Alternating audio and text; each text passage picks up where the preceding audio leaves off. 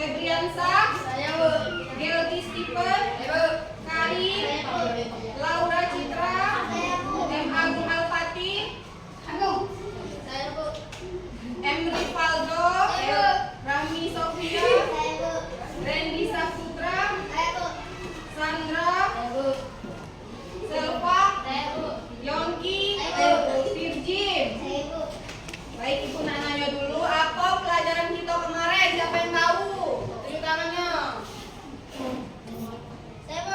Ayo Reza. Penggolongan hewan berdasarkan jenis makanannya. Ya, penggolongan hewan berdasarkan jenis makanannya itu dibagi menjadi 3. Apa? Hewan Herbivora. ya, herbivora contohnya hewan Misalnya sapi. kuda, unta, keledai. Ya, kemudian hewan Karnivora. ya karnivora. Cita, rubah. Kemudian Omnivora.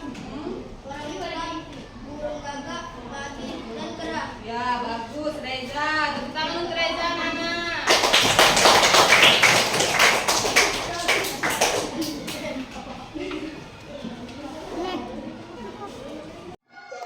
Baik anak-anak, materi kita pada hari ini yaitu penggolongan hewan berdasarkan struktur tubuhnya. Nah, ini Ibu ada gambar 2 hewan. Coba sebuti apa dia ciri-ciri hewan yang ada di depan? Kucing. Ya, kucing. Apa dia yang ada di tubuh kucing? Berbulu.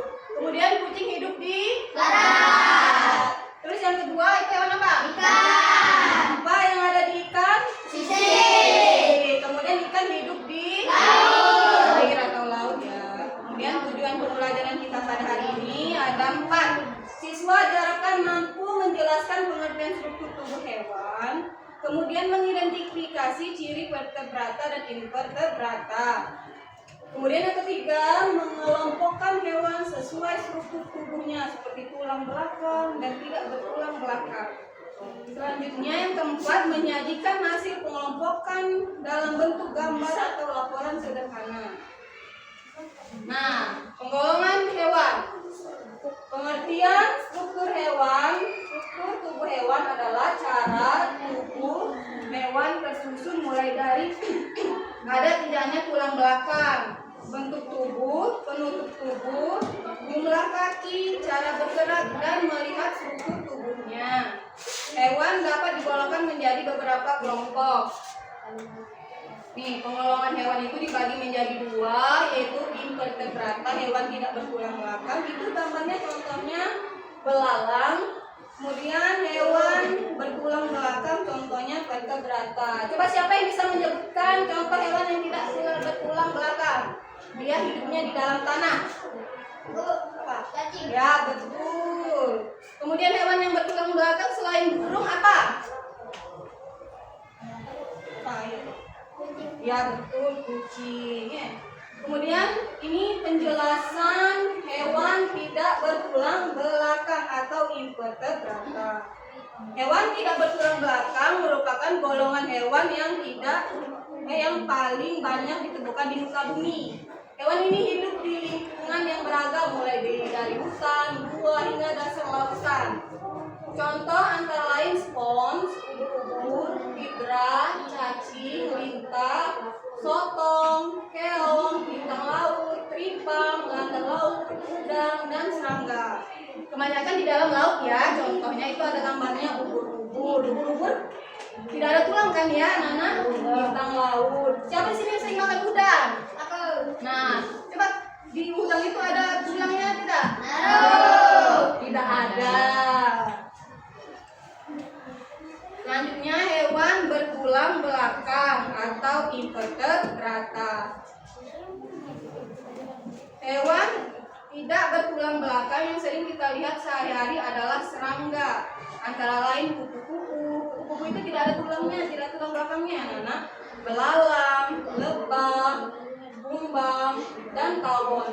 Nah, coba perhatikan gambar ada belalang ya. Di atas kepala belalang itu ya ada antenanya, kemudian kepala, perut, sayap, kaki. Selanjutnya hewan bertulang belakang atau vertebrata. Hewan bertulang semua lingkungan, baik daratan, air tawar maupun air laut. Dia hidup di semuanya ya anak. Mereka juga memiliki bentuk dan ukuran tubuh yang beragam, namun mempunyai struktur dasar tubuh yang sama. Umumnya terdiri atas kepala dan tubuh. Hewan bertulang belakang dibagi menjadi beberapa kelompok. Yang pertama, ikan, amfibi. Amfibi itu apa? Hidup di dua alam ya. Reptilia, burung, dan mamalia. Ikan, yang pertama ikan. Ikan adalah hewan bertulang belakang. Siapa sini yang makan ikan? Nah, kalau kalian makan ikan itu pasti ada tulangnya ya. Ikan adalah hewan yang bertulang belakang yang hidup di air dan bernapas menggunakan insang. Ikan berkembang biak dengan cara bertelur. Ada nggak sih kalian pernah lihat ikan yang itu melahirkan berkembang biaknya dengan cara melahirkan? Pernah nggak? Nah, ya. Ikan termasuk hewan berdarah dingin atau hewan yang memanfaatkan suhu lingkungan untuk mengatur suhu tubuhnya. Contoh ikan antara lain ikan pari, ikan hiu, ikan cucut, ikan lele. Nah, di sini bisa dilihat ya struktur tubuh hewan itu ada kepala, insang, badan, sirip, dan ekor. Kemudian hewan amfibi, ini hewan amfibi yang kata itu tadi hidup di darat dan air. Hewan amfibi adalah hewan bertulang belakang yang hidup di darat dan di air. Ketika berupa kecebong, hewan amfibi katakan ada kecebong ya kan. Jadi ketika berupa kecebong, hewan amfibi hidup di air. Ada nggak sih kalian pernah lihat kecebong hidup di darat? Kalau dia hidup di darat kenapa? Mati. Dan bernapas menggunakan insang. Setelah mereka dewasa, hidup di darat. Katakan hidup di darat ada kan ya? Sering pernah nggak masuk ke rumah? Bernapas dengan menggunakan paru-paru dan kulit. Hewan amfibi juga termasuk hewan berdarah dingin. Nah, ini bisa dilihat ya, kakak ada kepala, perut, kaki depan, selaput, pada kaki belakang. Selanjutnya reptilia. Reptilia atau hewan melata adalah hewan bertulang belakang berkulit keras. Contohnya itu kura-kura, kadal, ular, dan buaya. Bersisik dan bernapas dengan paru-paru. Ikan tidak termasuk ya, walaupun dia bersisik tapi dia bernapas dengan insang ya. Reptilia berkembang biak dengan cara bertelur. Reptilia juga termasuk kelompok hewan berdarah dingin. Nah, itu contoh-contohnya ya.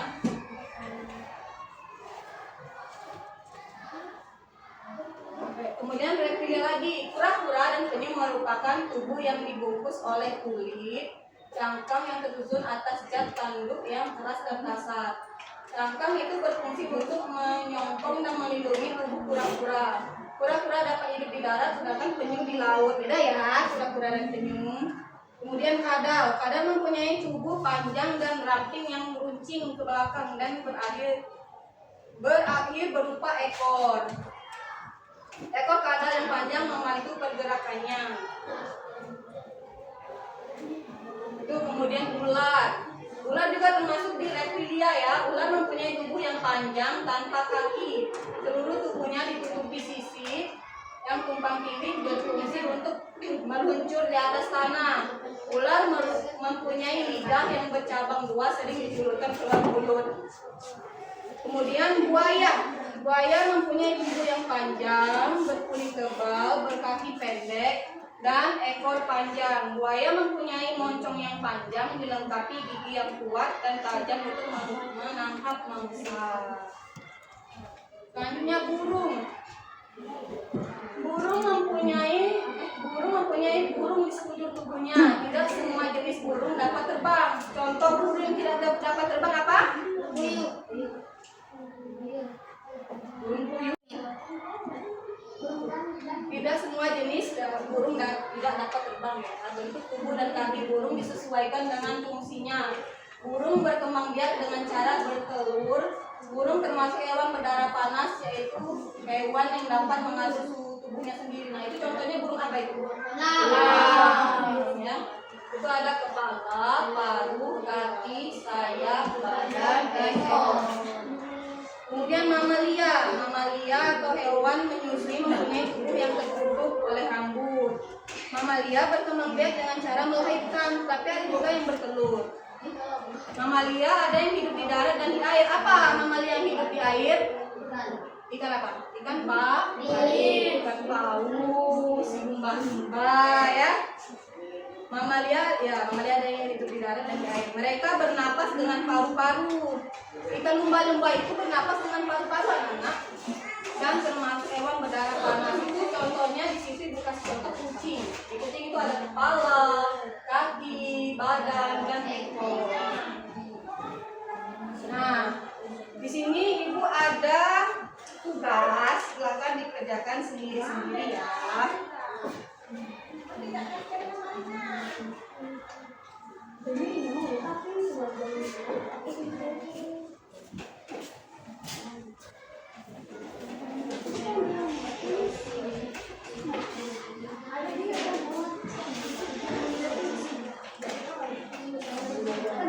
Bagi yang bingung silakan bertanya ya.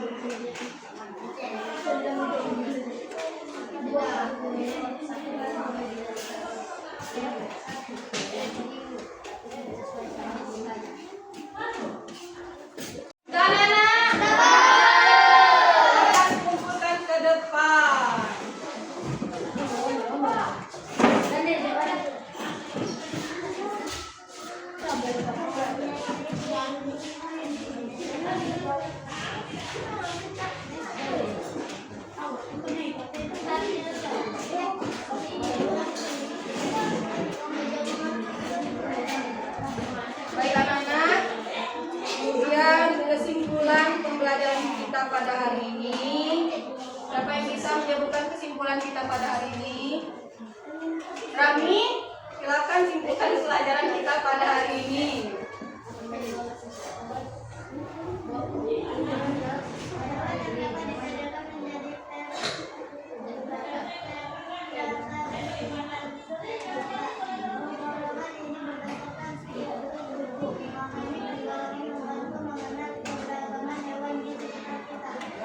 Baik, tepuk tangan untuk Rahmi. Baik anak-anak, kesimpulan pelajaran kita pada hari ini yaitu hewan dapat dibedakan menjadi vertebrata dan invertebrata. Hewan yang bertulang belakang dan yang tidak bertulang belakang. Contohnya hewan yang tidak bertulang belakang tadi apa? Cacing, ubur-ubur, udang. Terus hewan yang bertulang belakang contohnya kucing, ikan. Baik anak-anak, sekian pelajaran kita pada hari ini. Sebelum pulang, mari kita berdoa terlebih dahulu. Sebelum kita pulang, mari kita berdoa terlebih dahulu.